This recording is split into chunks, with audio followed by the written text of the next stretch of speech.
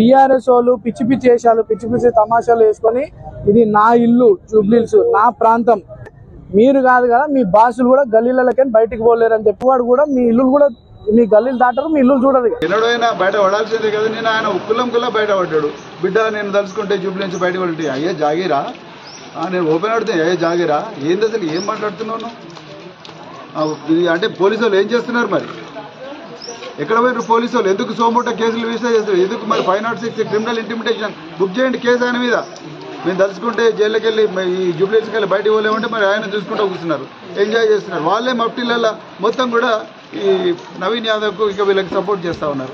మరి బీజేపీలు ఎక్కడ పోయినరు బీజేపీలు నవీన్ యాదవ్ ఇద్దరు కలిసి ప్రచారం చేస్తూ ఉన్నారు. కుల్లా అర్థమవుతున్నది. అందువరకే మళ్ళొకసారి మేము మీ తెలంగాణ ప్రజలు ప్రత్యేకించి జూబ్లీహిల్స్ నియోజకవర్గంలో చెప్తున్నాం మీరు ఇప్పుడే వీళ్ళు ఓటు వేయకముందే అసెంబ్లీకి పోకముందే ఇంత రౌడీజం చేస్తూ ఉన్నారు. అసెంబ్లీకి పోతే రోజు వాళ్ళ ఇంటి ముంగట లైన్ కట్టాల్సి ఉంటుంది. వీళ్ళ పైల్వాన్లు వచ్చి మన బస్సులలో తిరుగుతారు. ఇంతకుముందు ఒక మహిళ మేము తిరుగుతూ ఉంటాను సార్ దయచేసి సీసీటీవీ కెమెరాలు పెట్టండి ఇక్కడ గుండాయిజం పెట్టండి కేసీఆర్ గారు పోయినప్పటి నుంచి గుండాయిజం ఎక్కువైంది అని చెప్తారు. అంటే మీరు అర్థం చేసుకోండి ప్రజలు ఎంత అభద్రతా భావం మరి ముఖ్యంగా మహిళలు ఎంత అభద్రతా భావంతో ఉన్నారు. అందుకొరకు ఈ గుండాగిరి పోవాలన్నా ఈ దౌర్జన్యం పోవాలన్నా కారు గుర్తుకే బీఆర్ఎస్ పార్టీకి ఓటేయాలి. మీరు చూస్తున్నారు బోరబండ ఇదే బోరబండ సర్దార్ అనే ఒక వ్యక్తి బాబా బసీద్దీన్ ఆయనకు ఫోన్ చేస్తాడు. ఫోన్ చేసి మీ ఇంట్లో గంజాయి పెట్టాలన్నారా అని అంటారు. ఇంట్లో గంజాయి పెట్టాలన్నా అని ఒక మాజీ కార్పొరేటరు ధమ్కీ ఇస్తున్నాడు అంటే ఇప్పుడు కాంగ్రెస్ ఆయనకు గన్మెన్ ఇచ్చాడు రేవంత్ రెడ్డి.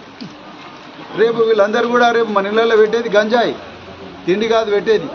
కేసీఆర్ గారు తిండి పెట్టిండ్రు కేసీఆర్ కిట్లు ఇచ్చిండు కేసీఆర్ గారు వీళ్ళందరి జీవితాలు బాగుండాలని ఉద్యోగాలు ఇచ్చిండు ఇండ్లు ఇచ్చిండు రైట్. సో వీళ్ళు ఏం చేస్తున్నారు మన ఇళ్ళలో గంజాయి పంపించి బిడ్డ నీకు ఎన్డీపీఎస్ కింద కేసు పెడతాం గంజాయి కేసు పెడతాం అంటున్నారు. ఎక్కడ పోతున్నది మరి ఎందుకు ఆయన ఇంతవరకు అరెస్ట్ చేయలేదు ఎక్కడ పోయిన డీసీపీలు ఏసీపీలు కమిషనర్లు. సో ఇదంతా చాలా క్లియర్గా అర్థమవుతూ ఉన్నది. అందుకొరకే అర్జెంటుగా ఎప్పుడెప్పుడు నవంబర్ 11 వస్తుందా ప్రజలు వెయిట్ చేస్తున్నారు. అందరూ జూబ్లీహిల్స్ ప్రజలందరూ కూడా ఒక్కటే చేతులు జోడించి నేను ఒక్కటే రిక్వెస్ట్ చేస్తున్నాను ఆ రోజు ఓటేయండి.